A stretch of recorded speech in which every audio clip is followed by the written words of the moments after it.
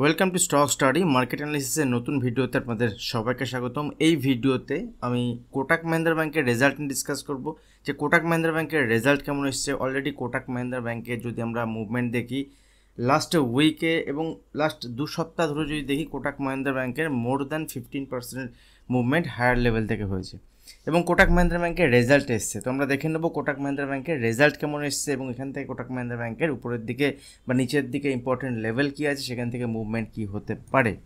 Already Kotak Mahindra ব্যাংকের উপর RBI থেকে যে রুলস এসছে, যেটা কোটাক মাহিন্দ্রা ব্যাংক এখন থেকে কোনো নতুন ক্রেডিট কার্ড ইস্যু করতে পারবে না এবং যদি কাউকে নতুন ব্যাংক অ্যাকাউন্ট ওপেন করতে হয় তাহলে তাকে ব্যাংকে গিয়ে ফিজিক্যালি করতে হবে, যার উপরে এটার জন্য ব্যাংকের একটা বড় এফেক্ট পড়তে পারে আগামী দিনে। Account opening plus loan disbursement plus credit card issuing, এগুলো নিয়ে কিন্তু একটা বিষয় হতে পারে আগামী দিনে, যেখানে কোটাক মাহিন্দ্রা ব্যাংকের গ্রোথ কম হতে পারে। এবং এরকমটি এসেছিল 2 বছর আগে এইচডিএফসি ব্যাংকের ক্ষেত্রে, এবং এইচডিএফসি ব্যাংকের লং টার্মে সেখান থেকে একটা কারেকশন, একটা ফল আমরা দেখেছিলাম এবং অনেক দিন ধরে কোনো পারফর্ম করেনি। এবং কোটাক মাহিন্দ্রা ব্যাংকের ক্ষেত্রে যখন এরকম নিউজ এসেছিলো সেদিন একটা ভিডিও আমি আপনাদের সঙ্গে শেয়ার করেছিলাম এবং এই বিষয়টি শেয়ার করেছিলাম যে এখান থেকে কোটাক মাহিন্দ্রা ব্যাংকের কিন্তু অনেকেরই মনে হচ্ছে এখান থেকে ভ্যালু বাইং হতে পারে। কোটাক মাহিন্দ্রা ব্যাংকের হ্যাঁ হতে পারে ভ্যালু বাইং। এসআইপি মোডে আপনি আগামী 5 বছরের জন্য কোটাক মাহিন্দ্রা ব্যাংকের যদি আপনি বাই করতে থাকেন সেক্ষেত্রে হয়তো বা আপনি প্রফিটেবল হবেন। বাট যে লেভেলে কোটাক মাহিন্দ্রা ব্যাংক রয়েছে সেই লেভেল থেকে কি অ্যাকচুয়ালি এখান থেকে চার্ট প্যাটার্ন যদি দেখি, প্রাইস অ্যাকশন যদি দেখি, সেখান থেকে কেমন লাগছে ভিডিওতে আমি ডিসকাস করব। সঙ্গে আগামীকাল ট্রেডিংয়ের জন্য কয়েকটি ইম্পর্টেন্ট স্টক নিয়ে ডিসকাশন করব, যেগুলোতে ভালো মুভমেন্ট আসতে পারে। আপনি আপনার ওয়াচ লিস্টে রেখে সেগুলোকে অ্যানালিসিস করে সেখান থেকে আপনি ট্রেড সেট আপ দেখতে পারেন। তো দেখুন কোটাক মাহিন্দ্রা ব্যাংকের যদি কনসোলিডেটেড রেজাল্ট যেটা পাবলিশ করেছে Q4 এর, সেটা যদি দেখি এবং এর সঙ্গে সঙ্গে Q4 এর রেজাল্ট মানে হচ্ছে আমাদের ফাইন্যান্সিয়াল ইয়ার এন্ডিংয়ের, দ্যাট মিনস 2023-র ফুল রেজাল্ট কিন্তু এখানে আছে। তো যদি আমরা দেখি ইন্টারেস্ট ইনকাম, ব্যাংকের যে মেন ইনকাম সেটা হচ্ছে ইন্টারেস্ট ইনকাম। ইন্টারেস্ট ইনকাম যদি আমরা দেখি, দেখুন এখানে 14,494 কোটি, এগুলো যা ফিগার আছে ফিগার সব কোটিতে আছে। 14,494 কোটি টাকা লাস্ট কোয়ার্টারে ছিল, সেখান থেকে এই কোয়ার্টারে বেড়ে হয়েছে 15,156 কোটি টাকা। এবং যদি আগের গত বছরের দেখি, গত বছর এই কোয়ার্টারে যে প্রফিট ছিল 11,981 কোটি টাকা থেকে সেটা বেড়ে 15,000, দ্যাট মিনস ইয়ার অন ইয়ার বেসিসে প্রফিট এখানে বেড়েছে। এবং কোয়ার্টার অন কোয়ার্টার বেসিসে যদি দেখি সেখানেও কিন্তু প্রফিট বেড়েছে। এবং যদি আমরা এক্সপেন্স দেখি এখানে কত খরচ হয়েছে, দেখুন টোটাল ইনকাম তো হয়েছে এখানে 27,907 কোটি টাকা। 24,083 কোটি টাকা ছিল গত কোয়ার্টারে, লাস্ট কোয়ার্টারে, এবং গত বছরের সেম কোয়ার্টারে এক বছর আগে ছিল 20,766 কোটি টাকা। তাহলে এখানে যদি আমরা দেখি টোটাল ইনকাম কিন্তু এখানে হচ্ছে এটা আমার 27,000 কোটি টাকা এবছর, 27,900 প্লাস 28,000 কোটি টাকা, প্রায় 27,900 কোটি টাকা, প্রায় 28,000 কোটি টাকার এখানে প্রফিট হয়েছে, যেটা গত কোয়ার্টারে ছিল 24,000 কোটি টাকা, সেখান থেকে প্রফিট বেড়েছে। গত বছর এই কোয়ার্টারে ছিল, সেখান থেকে 7,000 কোটি টাকার প্রফিট বেড়েছে, 8,000 কোটি টাকার প্রফিট বেড়েছে, দ্যাট ইজ গুড। এবার দেখুন এই প্রফিট তো হয়েছে, এবার কোম্পানি ব্যাংকের যে খরচ আছে এক্সপেন্ডিচার সেটা কতটা হয়েছে, এবং এক্সপেন্ডিচার ওখানে বেড়েছে। যদি ইনকাম বাড়ে, টোটাল ইনকাম যদি বাড়ে তাহলে সেখানে খরচও বাড়বে। দেখুন লাস্ট কোয়ার্টারে যদি দেখি 17,800 কোটি টাকার খরচ ছিল, সেখান থেকে খরচ বেড়ে এখন 20,690 কোটি টাকা হয়েছে। লাস্ট ইয়ারে যে খরচ ছিল 14,692 কোটি টাকা, সেখান থেকে খরচ এখানে বেড়েছে। তো ওভারঅল আমাকে দেখতে হবে ইয়ার অন ইয়ার বেসিসে এবং কোয়ার্টার অন কোয়ার্টার বেসিসে কোম্পানির। দেখুন ইনকাম বাড়াতে গেলে তো খরচ বাড়াতেই হবে, তার সেট আপ বাড়াতে হবে, তার বেশি করে যদি ইনফ্রাস্ট্রাকচার তৈরি করতে হয়, তাকে যদি বেশি প্রফিট করতে হয়, অবশ্যই তাকে খরচও বাড়াতে হবে। এবার দেখতে হবে আমাকে যে ইয়ার অন ইয়ার বেসিসে এবং কোয়ার্টার অন কোয়ার্টার বেসিসে এখান থেকে নেট প্রফিট আমার কী হয়েছে। তো নেট প্রফিট বিফোর ট্যাক্স হয়, নেট প্রফিট আফটার ট্যাক্স হয়, মানে ট্যাক্স দেওয়ার পরে যে প্রফিটটা সেটা হচ্ছে অ্যাকচুয়াল প্রফিট। তো যদি আমরা এখানে দেখি প্রফিট আফটার ট্যাক্স 7 নম্বর যে কলম আছে সেখানে দেখুন 5,337 কোটি টাকা। গত কোয়ার্টারে ছিল 4,264 কোটি টাকা, এবং আজ থেকে এক বছর আগে যদি দেখি সেটা ছিল 4,566 কোটি টাকা। তো 4,566 কোটি টাকা থেকে এখানে প্রফিট বেড়েছে, নেট প্রফিট, ওভারঅল যে প্রফিট কোয়ার্টার অন কোয়ার্টার বেসিসে প্রফিট বেড়েছে। এবং এই যে রেজাল্টটা, এটা কিন্তু আমরা কম্পেয়ার করতে পারি আইসিআইসিআই ব্যাংকের রেজাল্ট যেমনটি হয়েছিল, অ্যাক্সিস ব্যাংকের রেজাল্ট যেমনটি হয়েছিল, একটা ভালো রেজাল্ট কিন্তু এখানে হয়েছে। আর ব্যাংকের ক্ষেত্রে এখানে যদি প্রভিশন দেখি, এখানে প্রভিশন একটা ইম্পর্টেন্ট থাকে ব্যাংকের ক্ষেত্রে, দ্যাট মিনস যে টাকাগুলো আটকে পড়ে আছে, যে টাকাগুলো ব্যাংক এখনও পর্যন্ত রিকভারি করতে পারছে না, তো এগুলোকে তাকে দেখাতে হয়। তাকে ব্যালেন্স শিটে দেখাতে হয় যে এখান থেকে প্রফিশন সে কত রাখছে। তো টোটাল ইনকাম থেকে যে এক্সপেন্ডিচার যে খরচ হয় সেটার পরে যেটা পড়ে থাকে তার থেকে প্রভিশনটা মাইনাস করেই কিন্তু এখান থেকে নেট প্রফিটটা আসে। এবং যদি এখান থেকে আমরা প্রভিশন দেখি তো প্রভিশন এখান থেকে দেখুন প্রভিশনও কমেছে, প্রভিশন কিন্তু বাড়েনি। 148 কোটি টাকা ছিল প্রভিশন, যেটা ছিল 148 কোটি টাকা, সেখান থেকে বেড়েছিল প্রভিশন লাস্ট কোয়ার্টারে, মানে গত কোয়ার্টার 3 মাস আগে। এবং সেখান থেকে যদি দেখি এখানে 442 কোটি টাকা। ইয়ার অন ইয়ার বেসিসে যদি দেখি তাহলে প্রভিশন বেড়েছে সামান্য, কিন্তু এখানে কোয়ার্টার অন কোয়ার্টার বেসিসে কিন্তু প্রভিশন কমেছে। এবং ওভারঅল যদি দেখি ওভারঅল গ্রোথ, ওভারঅল প্রফিটে আছে। এর সঙ্গে সঙ্গে যদি একটা ইম্পর্টেন্ট পয়েন্ট দেখি সেটা হচ্ছে NPA, that means non performing asset, যেগুলো ব্যাংকে এক প্রকার ব্যাংক যেগুলো তুলতে পারেনি এবং ব্যাংক যেগুলো আশাও ছেড়ে দিয়েছে যেগুলো তুলতে পারবে না। ঠিক আছে, যে এনপিএর পরিমাণ যদি আমরা দেখি তো এখানে নেট এনপিএ বা গ্রস এনপিএ, যদি এনপিএ রেশিও মানে দ্যাট মিনস এখানে যদি আমরা গ্রস এনপিএ দেখি 6,981 কোটি টাকা থেকে সেটা 6,002 কোটি টাকা। এবং মোটামুটি যদি নেট এনপিএ দেখি একই রকম আছে। এবং এখানে পার্সেন্টেজ ওয়াইজ যদি দেখি 1.68% থেকে 1.38%, দ্যাট ইজ এনপিও কমেছে। দ্যাট মিনস কোটাক মাহিন্দ্রা ব্যাংকের রেজাল্ট কিন্তু ওভারঅল ভালোই হয়েছে, কোনো খারাপ কিছু না। যেমনটি আমি আবারও বললাম যে আইসিআইসিআই ব্যাংকে, অ্যাক্সিস ব্যাংকের ক্ষেত্রে যেমনটি আমরা দেখেছিলাম কোটাক মাহিন্দ্রা ব্যাংকের রেজাল্টটা অনেকটা সেরকম হয়েছে। এবার ব্যাংক নিফটির ক্ষেত্রে দেখুন, ব্যাংক নিফটির ওয়েটেজ, এই কোটাক মাহিন্দ্রা ব্যাংকের ওয়েটেজ ব্যাংক নিফটিতে 9% 10% মতো আছে। এবার যদি কোটাক মাহিন্দ্রা ব্যাংকের উপরের দিকে মুভমেন্ট হয় সেক্ষেত্রে ব্যাংক নিফটিতে মুভমেন্ট আসতে পারে। এবং ব্যাংক নিফটিতে কতটা মুভমেন্ট আসতে পারে সেটা নিয়ে একটা আলাদা ভিডিও আমি Nifty, bank Nifty, mid cap ইন্ডেক্সের স্পেশাল একটা ভিডিও আমি আপনাদের সঙ্গে শেয়ার করেছি লাস্ট ভিডিওতে, সেটা গিয়ে আপনারা দেখতে পারেন। তো কোটাক মাহিন্দ্রা ব্যাংকের এখান থেকে কি বাইং করা যেতে পারে লং টার্মের জন্য? দেখুন, যদি আমরা কোটাক মাহিন্দ্রা ব্যাংকের চার্ট দেখি একটুখানি, সেখানে বুঝতে পারবো যে কোটাক মাহিন্দ্রা ব্যাংকের রেজাল্ট ভালো এলেও এখানে যদি বাউন্স আসে, আমি এই মুহূর্তে কোটাক মাহিন্দ্রা ব্যাংকে বাইংয়ের মুডে নেই। বিভিন্ন অ্যানালিস্ট বিভিন্নভাবে বিভিন্ন রকমভাবে বলতে পারেন, বাট চার্ট প্যাটার্ন যদি আমি দেখি সিম্পল, আমি এখানে যদি উইকের চার্ট দেখাই, 1 উইকের চার্টে দেখুন এখানে কোটাক মাহিন্দ্রা ব্যাংকের একটা ইম্পর্ট্যান্ট লেভেল ব্রেক করেছে। এবং যে লেভেলটা হচ্ছে এখানে 1640-এর লেভেল বা 1630-এর লেভেল আপনি বলতে পারেন। এটা যদি আমি উইকলি চার্টে দেখি তাও একই রকম দেখাচ্ছে, একটা রেঞ্জ বানিয়েছিল, একটা অনেকটা দিনের, মানে 1-2 মাসের বা 1 বছরের নয়, দীর্ঘ 4 বছরের একটা রেঞ্জ। 2020 সালে কোটাক মাহিন্দ্রা ব্যাংকের এই রেঞ্জ থেকে ব্রেকআউট হওয়ার পরে এই ফার্স্ট টাইম 2024-এর কোটাক মাহিন্দ্রা ব্যাংক এই রেঞ্জকে ব্রেক করেছে। এবং উইকলি বেসিসে, মান্থলি বেসিসে যদি দেখি, মান্থলি বেসিসেও দেখুন এখানে চার্ট খারাপ লাগছে উপরের লেভেল থেকে। এবং লাস্ট দিন যেখানে এই লেভেলতে সেলিং এসছে, এখানে বড় কোয়ান্টিটিতে সেল হয়েছে। এবং ডেলিভারি ভলিউম যদি আপনি দেখেন, ডেলিভারি ভলিউম এখানে হাই। সুতরাং এই যে ফল এখানে হয়েছে, যদি কোটাক মাহিন্দ্রা এখানে ব্যাংকের এখান থেকে উপরের দিকে মুভমেন্ট হয়, আমি আগামী দিনে এখানে সেলিং সাইডে অপরচুনিটি খুঁজবো, বাইং সাইডে নয়। রেজাল্ট যদিও বা ভালো এসছে, হ্যাঁ, যদি কোটাক মাহিন্দ্রা ব্যাংক এখানে উপরের দিকে 1720, 1740-এর উপরে সাস্টেন করতে স্টার্ট করে, অ্যাটলিস্ট 1730-40 এই লেভেলের উপরে সাস্টেন করতে স্টার্ট করে, সেক্ষেত্রে কোটাক মাহিন্দ্রা ব্যাংকের ক্ষেত্রে আগামী দিনে বাইং সাইডে ভাববো। আদারওয়াইজ কোটাক মাহিন্দ্রা ব্যাংকের আমার পার্সোনাল ভিউ কিন্তু এখানে বুলিশ নয়, অ্যাগ্রেসিভ বুলিশ। যদি উপরের দিকে বাউন্স আসে, বাউন্সের সেলিং অপরচুনিটি 1650, 1660-এর লেভেল যদি আসে, দ্যাট মিনস এখান থেকে যদি 3-4%, 5% বা মোর দ্যান 5%-এর মুভমেন্ট হয়, উপরের দিকে বাউন্স আসে, সেখানে কিন্তু ইন্টারডে বেসিসে প্লে করা যেতে পারে। বাট পজিশনাল বেসিসে হোল্ড করার মতো ক্ষমতা আমার পার্সোনালি নেই। আপনারা ওয়াচ লিস্টে রাখতে পারেন, স্টক অ্যানালিসিসের জন্য আপনারা দেখতে পারেন। কয়েকটি ইম্পর্টেন্ট স্টক নিয়ে আমি আপনাদের সঙ্গে ডিসকাশন করব। আর এই ভিডিওতে আমি যা কিছু ডিসকাস করছি only for educational purpose, learning purpose, analysis purpose. আমি স্টক আপনাদের সঙ্গে শেয়ার করি। তো আপনারা যখন ট্রেড করবেন, নিজের অ্যানালিসিস নিজে করার পরে করবেন। স্টকগুলো আপনি ওয়াচ লিস্টে রেখে আগামীকালের জন্য দেখতে পারেন। দেখুন, বাইং সাইডে একটা ইম্পর্টেন্ট স্টক হচ্ছে এখানে কোল ইন্ডিয়া। কোল ইন্ডিয়া রেজাল্ট এসেছিলো, এক্সপেকটেশনের তুলনায় রেজাল্ট যদি আমরা দেখি, এক্সপেকটেশনের তুলনায় রেজাল্ট ভালো হয়নি।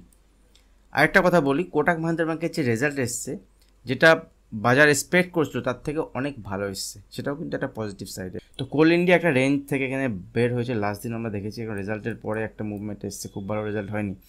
বাট এই স্টকটির উপর নজর রাখতে পারেন। স্টকটিতে যেহেতু উপরের দিকে মুভমেন্ট হয়েছে, উইথ ভলিউম মুভমেন্ট হয়েছে এখানে, তো স্টকটি যদি এখানে পজিটিভ সাইডে মুভমেন্ট হয়, দ্যাট মিনস এখানে 476 লেভেলকে ব্রেক করে উপরের দিকে, সেক্ষেত্রে উপরের দিকে 485 থেকে 490 পর্যন্ত দেখাতে পারে। স্টক যদি নিচে আসে 465, 466 লেভেলের কাছে এসে যদি কোনো রিভার্সাল সাইন দেখায় ইন্টারডে বেসিসে, সেক্ষেত্রে স্টকটিতে বাইং সাইডে দেখা যেতে পারে। বাট এখান থেকে কিন্তু সেট আপ তৈরি হলে ইন্টারডে বেসিসে তাহলে এখানে ট্রেড দেখা যাবে, আদারওয়াইজ কিন্তু এখানে আপনি আপনার অ্যানালিসিস করার পরেই দেখবেন, কারণ স্টকটিতে ভালো একটা মুভমেন্ট এখান থেকে দেখাতে পারে। নেক্সট যদি আমি দেখি স্টক এনএমডিসি, স্টকটি দেখুন 4-5 দিন তো একটা রেঞ্জের মধ্যে ছিল, এই 4-5 দিন রেঞ্জ বাড়ানোর পরে স্টকটি এখান থেকে ব্রেকআউট হয়েছে। আমি স্টকটি আপনাদের সঙ্গে শেয়ার করেছিলাম পজিশনাল বেসিসে, এই লেভেল যেদিন ব্রেকআউট হয়েছিল সেই দিন আমি এখানে আমাদের পাবলিক টেলিগ্রাম চ্যানেল, ভিডিও নিচে ডিসক্রিপশন বক্সে লিঙ্ক দেওয়া থাকবে, আপনারা চাইলে জয়েন করতে পারেন। ভিডিও বানানোর পরে কোনো ইম্পর্টেন্ট লেভেল থাকলে আমি ওখানে শেয়ার করি, কোনো নিউজ ইভেন্ট থাকলে শেয়ার করি, তো ওখানে আপনারা জয়েন হতে পারেন। বিভিন্ন সময় বিভিন্ন ভালো চার্ট প্যাটার্ন দেখলেও আমি শেয়ার করতে থাকি। বাট যখন মার্কেট চলে যখন, তখন ডিউরিং দ্য মার্কেট আওয়ার্স আমি প্রিমিয়াম গ্রুপে অ্যাক্টিভ থাকি, প্রিমিয়াম লার্নিং অ্যান্ড সাপোর্ট গ্রুপে। ওখানে আমি ইন্টারভিউসে বিভিন্ন সেট আপ তৈরি হলে, বিভিন্ন চার্ট প্যাটার্ন কেমন তৈরি হচ্ছে, বিভিন্ন Nifty bank Nifty set up থাকলে আমি ওখানে ডিসকাশন করতে থাকি, আমি কীভাবে মার্কেটকে দেখছি সেগুলো ওখানেই থাকে। তো আপনারা ওখানেও জয়েন হতে পারেন। প্রিমিয়াম গ্রুপে জয়েন হওয়ার জন্য ভিডিও নিচে ডিসক্রিপশন বক্সে আপস্টক্সের অ্যাকাউন্ট ওপেনিং লিঙ্ক থাকবে, ওখান থেকে অ্যাকাউন্ট ওপেন করে যদি আপনি অপশনে ট্রেড করেন সেক্ষেত্রে প্রিমিয়াম গ্রুপও আপনার জন্য ফ্রি থাকবে। আর দেখুন এখান থেকে এই স্টকটি এনএমডিসির উপর নজর রাখতে পারেন। এনএমডিসি যদি নিচের দিকে মুভমেন্ট হয় 260-260 কাছে যদি আসে, 60-62 এর কাছে এসে রিভার্সাল দেখায়, সেখানে একটা বাইং অপরচুনিটি দেখাতে পারে। এছাড়াও যদি এখানে ব্রেকআউট হয় 270-র উপরেও কিন্তু স্টকের উপরের দিকে, আর 270-র উপরে স্টক 285-290 পর্যন্ত টার্গেট দেখাতে পারে। আর কোল ইন্ডিয়ার ক্ষেত্রে উপরের দিকে একটা রেজিস্ট্যান্স লেভেল যেটা আছে 482 থেকে 485, এই রেজিস্ট্যান্স লেভেলটা কিন্তু ইম্পর্টেন্ট। যদি উপরের দিকে ব্রেকআউট হয়, মাথায় রাখবেন কোল ইন্ডিয়াতে লাস্ট দিনে যে মুভমেন্ট হয়েছে যেটা কন্টিনিউ হয় উপরের দিকে, সেক্ষেত্রে ইন্টারভিউ সেখানে কাজ করা যেতে পারে। নেক্সট ইম্পর্টেন্ট স্টক, সেই স্টকটা হচ্ছে অ্যালকেম ল্যাব। দেখুন আমি অনেকগুলো স্টক আপনাদের সঙ্গে শেয়ার করি, সবগুলো স্টক চলার পিছনের লজিক, সবগুলো স্টক একই সেট আপে থাকে না। কোনো স্টক থাকে যেগুলো একদম হায়ার লেভেলে থাকে, কোনো স্টক থাকে একদম লোয়ার লেভেলে থাকে, কোনো স্টক থাকে ব্রেকআউটে থাকে, কোনো স্টক থাকে যেগুলো একদম লোয়ার লেভেল থেকে একটা বাউন্সের জন্য প্লে করা যায়। বিভিন্ন সেট আপের বেসিসে আমি আপনাদের সঙ্গে শেয়ার করতে থাকি। এবার আপনি যখন ট্রেড করবেন, আপনি যখন আপনার সেট আপের সঙ্গে যদি ম্যাচ হয়, তবে আপনি সেই স্টকটি আপনার নেক্সট দিনের জন্য ওয়াচ লিস্টে রাখতে পারেন। অথবা আপনি এগুলো ওয়াচ লিস্টে রাখুন, রেখে আপনি অ্যানালিসিস করুন, করার পরে আপনি দেখুন আপনার সেট আপের সঙ্গে মিলছে কি না। আর যদি আপনি কিছুই না জানেন, সেক্ষেত্রে জুলাই মাসে আমাদের নতুন ব্যাচ স্টার্ট হচ্ছে, আপনি ওখানে জয়েন করুন। সমস্ত বিষয় স্টক সিলেকশন থেকে শুরু করে Nifty bank Nifty trading strategy, option ট্রেডিংয়ের বেসিক টু অ্যাডভান্স, মোটামুটি যদি আপনি প্রাইস অ্যাকশনটা মোটামুটি জানেন, ক্যান্ডেলস্টিকটা মোটামুটি জানেন, ওখানে 8টা ক্লাস মোটামুটি থাকে, 2 থেকে 2.5 ঘন্টা করে এভরি সানডে আমি শেয়ার করেছি, অ্যানাউন্স করেছি আপনাদের সঙ্গে। তো আপনারা সিট বুক করে নিন। বাকি স্টক সিলেকশন কীভাবে আমি করি এগুলো আমি আপনাদের সঙ্গে ডিসকাশন ওখানে করতে থাকি। বিভিন্ন সময় আমি বিভিন্ন রকমভাবে আপনাদের সঙ্গে ইউটিউবে ভিডিও আসতে থাকে, ওগুলো আপনারা দেখতে পারেন। যারা নতুন একদমই আছেন তারা আমার চ্যানেলের অনেক ভিডিও প্রথম থেকে আপনি দেখতে পারেন, সেগুলো দেখলেও আপনার মধ্যে একটা সেট আপ আস্তে আস্তে আপনার মধ্যে একটা ইমপ্রুভমেন্ট আসবে। দেখুন এখান থেকে যদি আমরা অ্যালকেম ল্যাবের ক্ষেত্রে দেখি, অ্যালকেম ল্যাব দেখুন লাস্ট দিন নিফটি ব্যাঙ্ক নিফটিতে নিচের দিকে ফল হয়েছে, বাট এই স্টকটি কিন্তু লোয়ার লেভেল থেকে একটা মুভমেন্ট উপরের দিকে দেখেছে, এবং একদম শেষের দিকে স্টকটি যদি ইন্টারডে চার্ট দেখি একদম শেষের দিকে দেখুন, এখানে 10 মিনিটের চার্ট যদি ওপেন করে শেষের দিকে একটা পজিটিভ সাইডে মুভমেন্ট হয়েছে। তো স্টকটি গ্যাপ আপও হতে পারে, যদি এখানে পজিটিভ মার্কেট ওপেন হয় স্টকটি গ্যাপ আপও হতে পারে।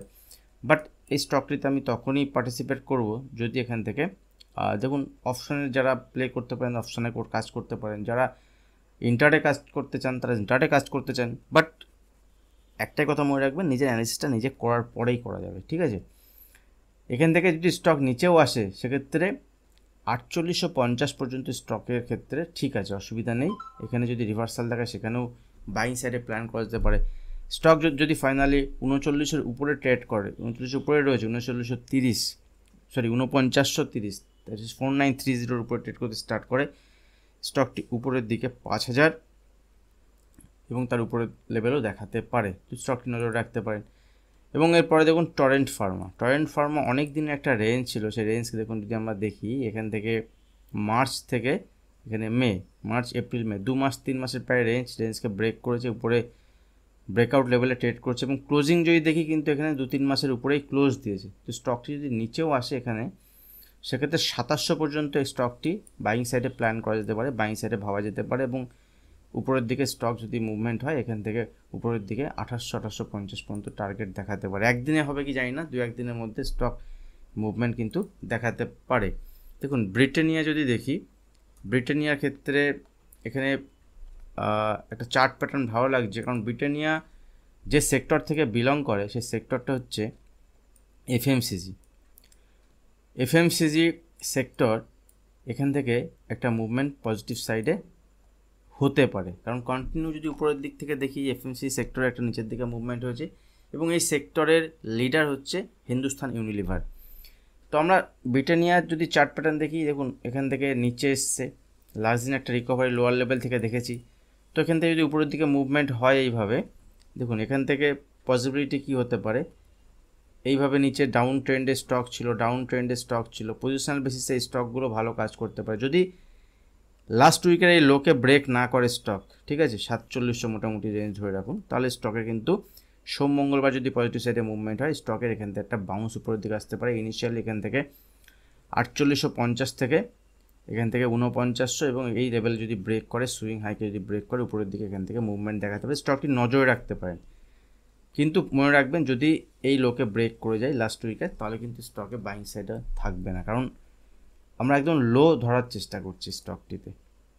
Hindustan Unilever same chart pattern, ঠিক আছে, এফএমসিজি সেক্টর থেকে বিলং করে।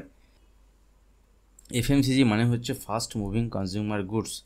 তো এই সেক্টর মানে যেগুলো আমরা ডেলি কনজিউম করি সেই সেক্টর হচ্ছে এটাই।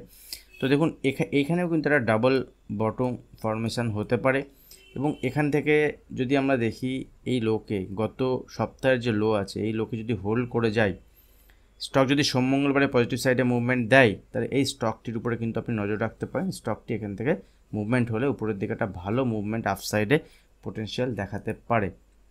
ইনিশিয়ালি যদি আমরা দেখি এখান থেকে এই লেভেল যদি উপরের দিকে মুভমেন্ট হয়, ইনিশিয়ালি এখান থেকে 2300 লেভেল এবং 2300 লেভেল ব্রেক করলে উপরের দিকে 2400-2500 লেভেলের জন্য স্টক দৌড়াবে। নেক্সট কোটাক মহিন্দ্রা ব্যাংক তো আমি আপনাদের সঙ্গে শেয়ার করলাম। মারুতি, এই স্টকটি দেখুন উপরের লেভেল থেকে একদম হায়ার লেভেলেই আছে, বাট স্টকটিতে এখানে লাস্ট দিন একটা বিয়ারিশ ক্যান্ডেল ফর্ম হয়েছে এবং স্টকটিকে আপনি নজর রাখতে পারেন সেলিং সাইডে। যদি এখান থেকে ছোটোখাটো বাউন্স আসে, ছোটোখাটো বাউন্স এলেও স্টকে কিন্তু এখানে 12600 লেভেলের কাছে স্টপ লস হিসাবে ইউজ করা যেতে পারে এবং এই 600 নিচে যদি থাকে স্টপ উইক এবং যদি ফাইনালি এই লেভেলকে ব্রেক করে, যে গতদিনের যে লো আছে 12400 লেভেলের নিচে যদি আসে, এক্ষেত্রে থেকে 12000 লেভেল পর্যন্ত এখানে আসতে পারে এবং 12000 লেভেল নিচেও স্টক আগামী দিনে দেখাতে পারে, বাট এই স্টকটি সেলিং সাইডে প্ল্যান করা যেতে পারে। নেক্সট একটা স্টক হচ্ছে ওবেরয় রিয়ালিটি। দেখুন এখান থেকে হায়ার সাইডে উপরের লেভেল থেকে একটা বিয়ারিশ ক্যান্ডেল তৈরি হয়েছে, বিয়ারিশ মারুবুজু ক্যান্ডেল বলতে পারেন আপনি, কিন্তু এই ক্যান্ডেলের একটা ফুল বিয়ারিশ ক্যান্ডেল। এবার যদি কোনো বাউন্স আসে এই ক্যান্ডেলের 50% পর্যন্ত এখানে সেল সাইডে প্ল্যান করা যেতে পারে এবং এখান থেকে যদি ফাইনালি এই লোকে ব্রেক করে, দ্যাট মিনস 1470 লেভেলকে ব্রেক করে, স্টক নিচের দিকে 1450-1400 লেভেল পর্যন্ত দেখাতে পারে। পজিশনাল বেসিসে স্টকটির উপরে নজর রাখতে পারেন। তো অনেকগুলো স্টক আপনাদের সঙ্গে শেয়ার করলাম। আচ্ছা, ভিডিও ভালো লাগলে অবশ্যই ভিডিওতে লাইক করবেন, আর যারা এখনও চ্যানেল সাবস্ক্রাইব করেননি অবশ্যই চ্যানেল সাবস্ক্রাইব করে বেল আইকনটি প্রেস করুন। আজ ভিডিও এখানে শেষ করছি, দেখা হবে নেক্সট ভিডিওতে। ধন্যবাদ।